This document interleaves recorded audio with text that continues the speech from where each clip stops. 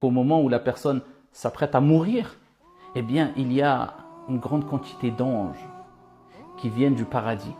Et là, on parle du croyant al-mu'min, eh bien, qui seront proches du défunt et qui attendront que l'ange de la mort, Malakul Maut, saisisse son âme avec douceur. Et une fois que l'âme sera saisie, que l'âme aura quitté le corps, eh bien, à ce moment-là, ces anges venus du paradis, mais avec quoi? Avec des linceuls du paradis, avec du parfum du paradis. Ils viennent avec al-bushra, la bonne annonce.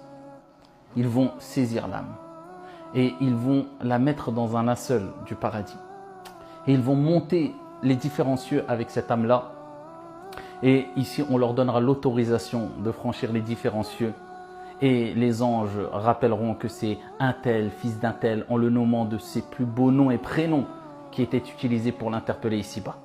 Ensuite, il redescendra et regagnera ici son corps dans sa tombe. Et voilà qu'il y aura Munkar wa Nakir, deux anges, comme le prophète sallallahu alayhi wa sallam nous l'a dit, qui vont redresser la personne dans sa tombe et ils vont lui poser les trois questions. Man Rabbuk? Qui est ton Seigneur? Quelle est ta religion? Et que dis-tu de celui qu'on appelait Mohammed?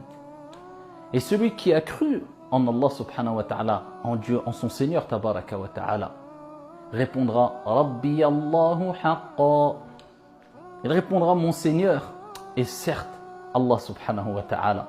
Mais ce n'est pas simplement celui qui a entendu que son Seigneur, qu'il existait un Dieu, qu'il existait un Seigneur, c'est celui qui a vraiment connu, aimé son Seigneur tabaraka wa ta'ala. C'est celui qui a adoré Allah Jalla wa ala sans lui associer qui que ce soit ni quoi que ce soit, qui lui a voué un culte exclusif. Celui-là dira mon Seigneur est Allah.